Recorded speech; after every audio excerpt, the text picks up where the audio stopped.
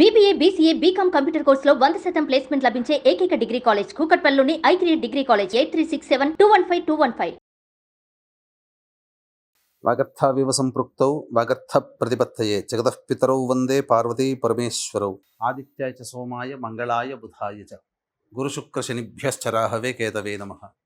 శృంగేరి జగద్గురు పీఠాధిపతులకి కంచి పీఠాధిపతులకి నమస్కారములు తెలియజేసుకుంటూ కార్యక్రమాన్ని ప్రారంభిద్దాం.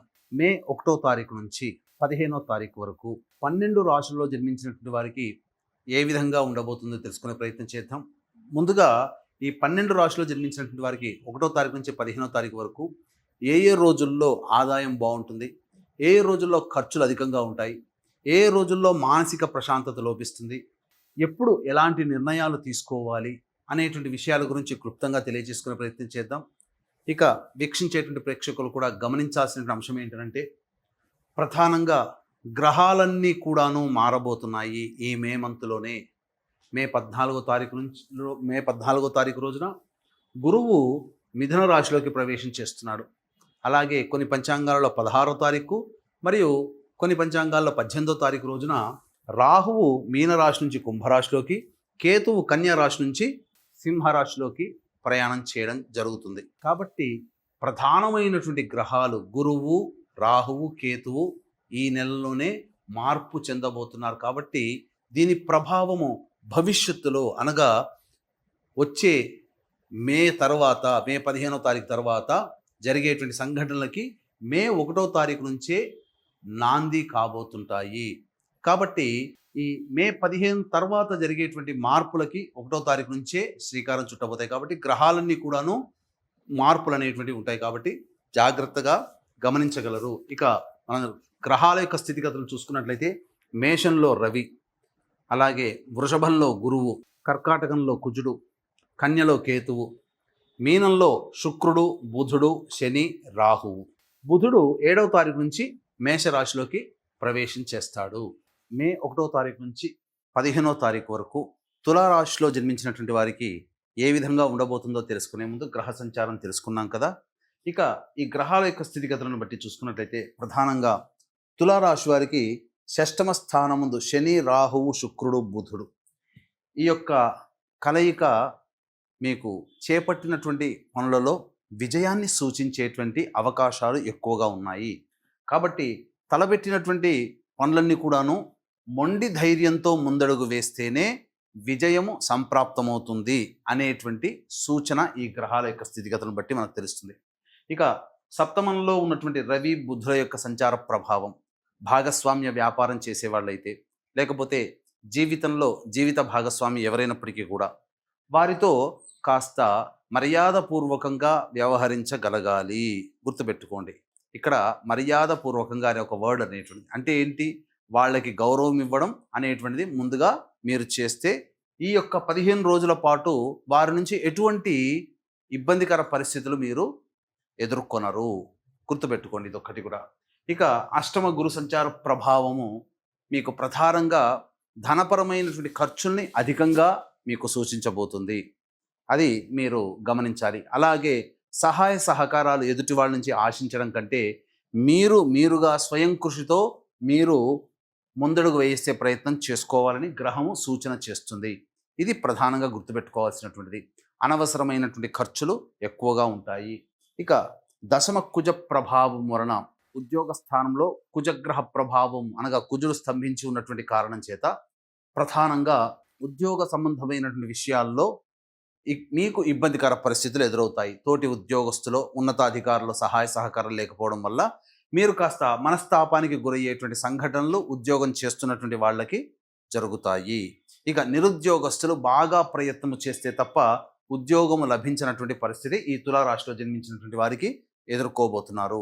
కాబట్టి ఈ 6వ మందు ఉన్నటువంటి శని, రాహుల గ్రహ ప్రభావమే మీకు అనుకూలము తప్ప మిగతా గ్రహాలు అనుకూలంగా లేని కారణం చేత కొన్ని ఇబ్బందికర పరిస్థితులు అనేటివి ఎదురవ్వక తప్పదు.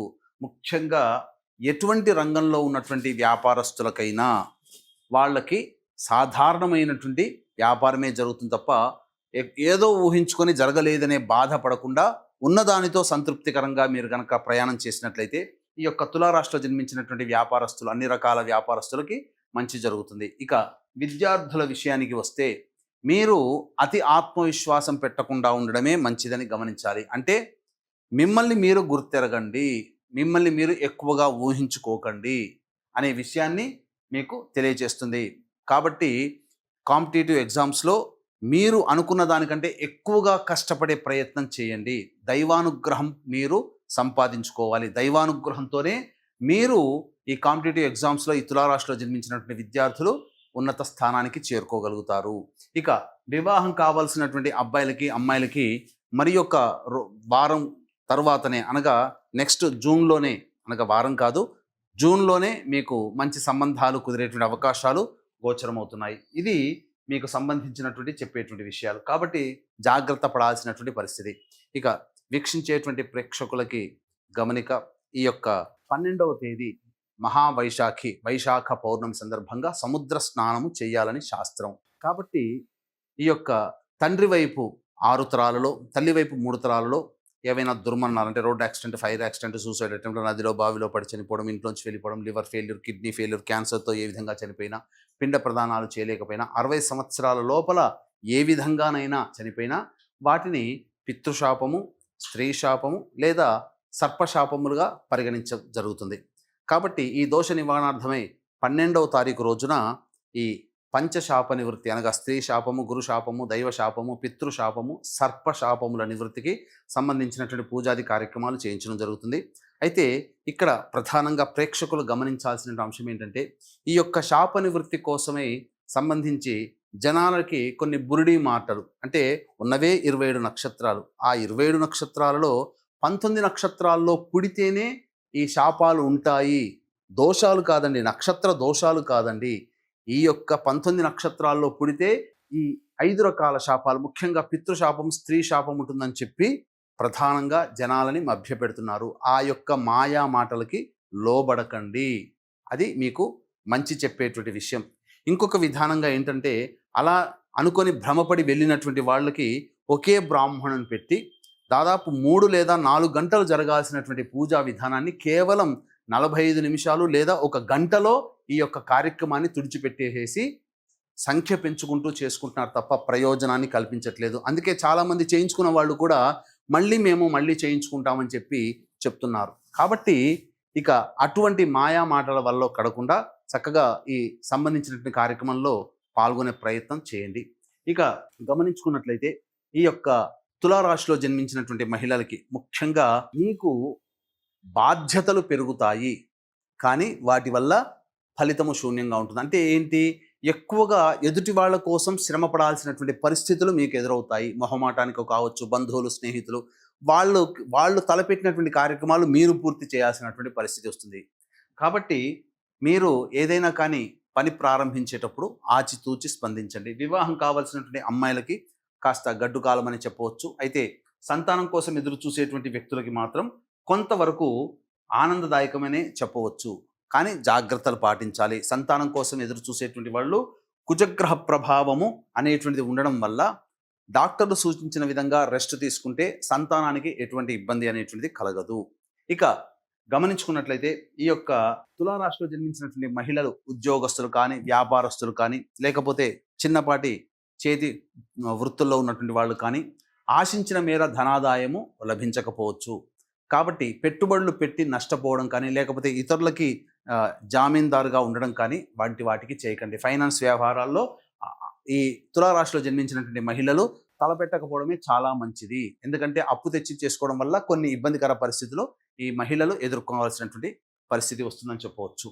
ఇక గమనించుకున్నట్లయితే ఈ తులారాశిలో జన్మించినటువంటి వారికి 1వ తారీఖు నుంచి 15వ తారీఖు వరకు రోజువారీ కార్యక్రమాల్లో ఏ విధంగా ఉండబోతుంది. ముఖ్యంగా 1, 2, 3 తారీఖుల్లో కనుక చూసుకున్నట్లయితే సంతానంతో విభేదాలు, సంతానం మూలకంగా ఖర్చులు పెరుగుతాయి. దూర ప్రాంతంలో ఉన్నటువంటి వ్యక్తుల సహాయ సహకారాలు, సమాచారాలు మీకు లభిస్తాయి. ఇక మీ ఆరోగ్యం పట్ల శ్రద్ధ వహించాల్సినటువంటి పరిస్థితి. ఆస్తికి సంబంధించినటువంటి వివాదాల్లో కొంతమేర మీకు అడుగులు జరుగుతాయి. కాబట్టి ఏదైనా కొంత పాజిటివే, కానీ ఎక్కువగా నెగిటివ్, సంతానపరంగా ఖర్చులుగా, సంతానం మూలకంగా ఇబ్బందికర పరిస్థితులు ఎదురవుతాయని చెప్పవచ్చు. ఇక 4, 5 తారీఖుల్లో ఉద్యోగం చేస్తున్నటువంటి వాళ్ళలో ఉద్యోగం మారితే బాగుండు అనే ఆలోచన కలుగుతుంది. కొంత చిన్నపాటి చికాకుల సమస్యలు ఉన్నప్పటికీ ధనపరమైనటువంటి సమస్యలు ముఖ్యంగా తీరుతాయి.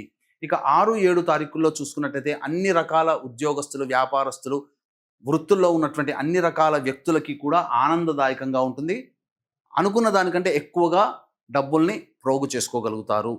ఇక 8, 9, 10 తారీఖుల్లో గనక చూసుకున్నట్లయితే అనవసరమైనటువంటి ఖర్చులు, వృధా ప్రయాణాలు కలిగే అవకాశం ఉంటుంది. మానసికంగా ఆందోళనగా ఉంటారు. ఒక జిగ్జాగ్ వ్యవస్థలాగా ఉంటుంది. ఏ పని చేయాలన్నా సంతృప్తికరంగా ఉండదనేటువంటి విషయాన్ని గమనించుకోవాలి. ఇక 11, 12 తేదీలో గనక గమనించుకున్నట్లయితే ప్రధానంగా అనుకున్నటువంటి ఎప్పటి నుంచో చేయాలి, పూర్తి చేయాలనుకునేటువంటి పనులన్నీ కూడాను పెండింగ్లో ఉన్నటువంటి పనులని పూర్తి చేసుకోగలుగుతారు. సంతోషముతో విందులు వినోదాలు కుటుంబ సభ్యులతో పాల్గొంటారు. పాత మిత్రుల కలయిక మీకు ఆనందాన్ని కలగజేస్తుంది. ఇక 13, 14, 15 తారీఖుల్లో కనుక చూసుకున్నట్లయితే సంతానం మూలకంగా ఖర్చులు పెరుగుతాయి. అంతేకాకుండా కుటుంబ పరముగా కాస్త ఇబ్బందికర పరిస్థితులు, కుటుంబంలోని వ్యక్తులతో వాగ్వివాదాలు చోటు చేసుకుంటాయి. ఇక ధనము అధికంగా ఖర్చయ్యే అవకాశం ఉంటుంది. మానసికంగా ప్రశాంతత లేని జీవితాన్ని, ఏదో ఒక భయము లేదా ఒక ఆందోళనతో జీవితాన్ని 13, 14, 15 తారీఖులో గడుపుతారని చెప్పొచ్చు.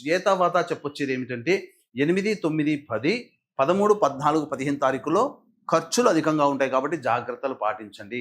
ఇక ఈ తులారాశిలో జన్మించినటువంటి వాళ్ళు 1వ తారీఖు నుంచి 15వ తారీఖు వరకు వచ్చేటువంటి సమస్యల పరిష్కారం కోసం ప్రధానంగా దత్తాష్టకము, విష్ణు అష్టోత్తరము రోజుకి 3 సార్లు కనుక పారాయణ చేసుకున్నట్లయితే తప్పకుండా చాలా మటుకు సమస్యల నుంచి బయటపడతారని చెప్పవచ్చు. సర్వం శ్రీ ఉమామహేశ్వర పరబ్రహ్మార్పణమస్తు.